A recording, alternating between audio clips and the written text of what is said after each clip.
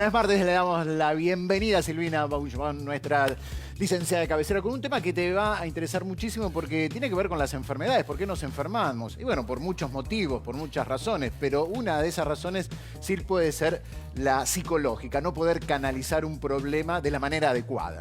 Y es verdad, buen día. Hola, ¿Cómo va? Buen Se día. conoce muy bien la frase que dice que lo que el cuerpo grita son lo que las palabras callan. Es decir, que muchas veces no podemos decir cosas, emociones, sentimientos, lo que expresamos, los conflictos están mudos. ¿Y qué pasa? Aparecen los problemas orgánicos. Es decir, hay situaciones conflictivas, por ejemplo, separaciones, mudanzas, conflictos con uno mismo, que funcionan como situaciones estresantes, que esos influyen en el sistema inmune, y esta cuestión de influir en este sistema hace que nosotros bajemos las defensas y nos podamos enfermar. Ahora, ¿cuáles son las enfermedades que generalmente escuchamos que son trastornos psicosomáticos? Porque lo loco es que empiezan desde contracturas emocionales, no contracturas por deporte, sino porque uno está con una tensión, Claro. entonces empiezan a sentir contracturas en el cuerpo que tienen que ver con algunas emociones que no se pueden decir en palabras. Y después están las enfermedades orgánicas, que son, por ejemplo, enfermedades de la piel, enfermedades gastrointestinales, cardíacas, por ejemplo. Miren lo que pasó el otro día. Una paciente me dice, me peleé con una amiga, ¿no? Y a los 2 días apareció brotadísima en la cara. La realidad es que las enfermedades no son unicausales, son muchas causas que hacen una enfermedad. Pero ¿qué es lo que había pasado? Se dio cuenta que esto que no le podía decir a la amiga, que no pudo discutir con la amiga y que se brotó en la cara, también no se lo podía decir nunca a la mamá, nunca lo podía hablar. Es decir, había como un montón de emociones que le pasaban por el cuerpo, que no lo podía poner en palabras, y eso era un conflicto. Entonces No es algo muy puntual, por ejemplo, una pelea o algo, sino estamos hablando de algo que puede venir de hace mucho tiempo. Una sumatoria, ¿no? Bueno, claro, Un sí. secreto. O una reacción que tiene que ver con algo que viene de arrastre de una historia, ¿no? Que tiene su historia, muy bien, porque cada enfermedad tiene su historia de velar. Y justamente esa es la función que a veces tenemos los analistas cuando alguien viene a consultar, que uno puede, con el paciente, hacer una cadena asociativa y ver qué tiene esa enfermedad, qué podemos pensar de esa enfermedad, qué es lo que nos pasa con eso. Porque en realidad no se trata de que no la tengamos, sino qué hacemos con eso. ¿Cómo lo pensamos? ¿Qué cosas nos generó conflicto? ¿Qué cosas nos generó angustia? Esto es por un lado, pero también hay otro tipo de personas que es muy importante que sepamos, digo, para diagnosticar esto, que directamente no pueden sentir emociones, no pueden sentirlas ni expresarlas. Que la procesión va por dentro, sí. Muy bien. Muy bien. Que la procesión va Claro. por dentro, pero no tienen representación. Son esos tipos que ustedes vieron que son o tipas, ¿no? Sí. Pero se da más en hombres.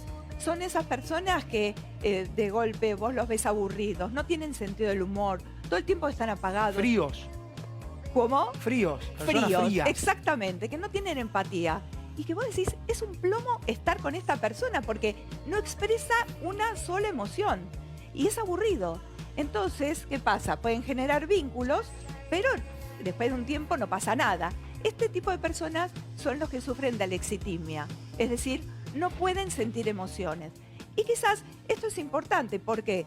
Porque justamente la cuestión es empezar a pensar, bueno, ¿cómo podemos decirle a la otra persona como analista qué es lo que puede empezar a pensar para ver qué conflictos y qué cosas están circulando por abajo? Claro. ¿No? Claro, Es pero profundo, una cosa ¿no? es no pueden sentir emociones y otra es pueden sentir emociones pero no las pueden canalizar. Exacto. Entonces ahí en eso de contener por ahí aparecen más Claro. problemas. También es un problema canalizar todas las emociones, Dani. Te puede traer muchos conflictos. ¿Y quién la pasa Sí, mejor? sobre todo Iba los que a están al lado. hacer esa Pero pregunta. bueno. A ver. Sí. ¿Quién la pasa mejor? El que, como Sí, dice está Romy, bueno. digamos, la pasa mejor el que se guarda la cosa o el que manda o el que te dice de frente lo que piensa, ese está más livianito, ese la pasa mejor. No Bueno, sé.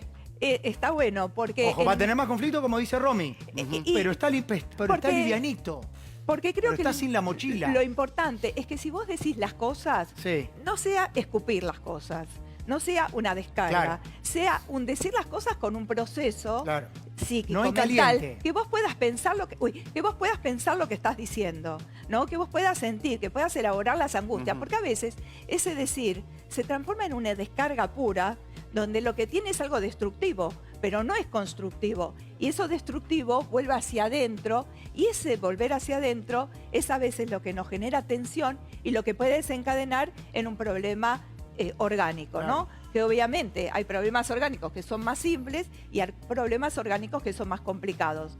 Ahora bien, cuando son problemas orgánicos complicados que nosotros tenemos que vivir con esa enfermedad, está bueno saber el sentido y qué lógica podemos encontrar, qué podemos pensar, por lo menos para llevar la enfermedad lo mejor posible, porque a veces uno tiene que convivir con una enfermedad, le tocó eso, esa es su historia, y entonces, si uno puede saber de qué se trata la historia, entonces puede modificar determinadas cosas.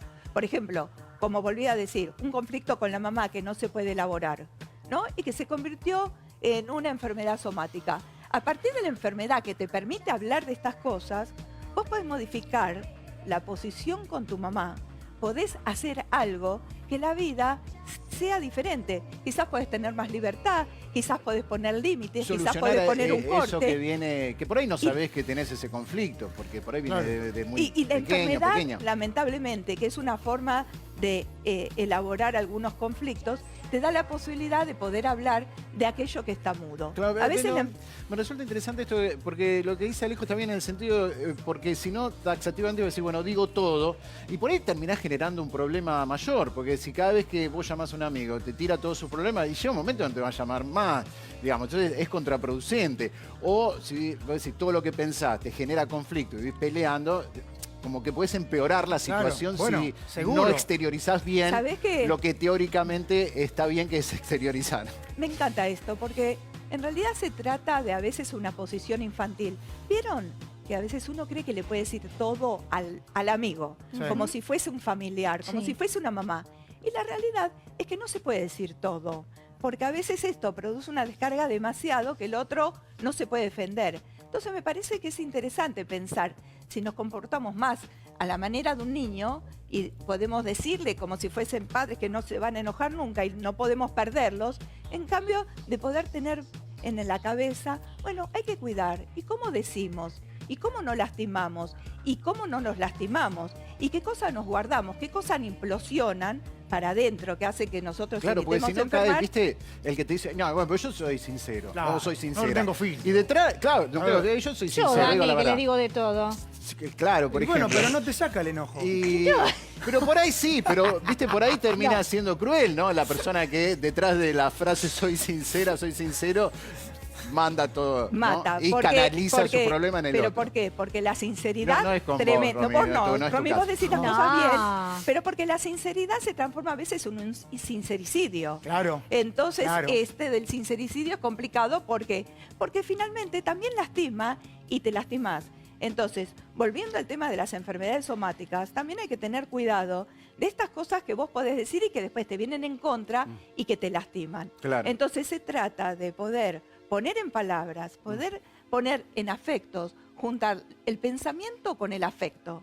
Una Bien. vez que nosotros podemos ver qué es lo que nos angustia, qué es lo que nos está haciendo mal, quizás podemos tramitar psíquicamente las cosas de una manera diferente, que podamos estar distinto en la vida. No sé si podemos evitar enfermarnos, ¿no? Porque seríamos, bueno, sería Sí, es genial imposible poder evitar saberlo. enfermarnos, ¿no? Pero por lo menos lo intentamos. Pero por lo menos intentar generar lazos para Claro. que la pulsión destructiva no sea ni para afuera ni para adentro. Muy bien. Lo destructivo quede elaborado. Ahí está, no ser negativo, hacia afuera y hacia adentro. Está bueno. Con eso nos quedamos hasta la próxima semana, Sil, pasalo lindo. Hasta la Chao, próxima sí, nos semana. vemos. Bueno, mirá lo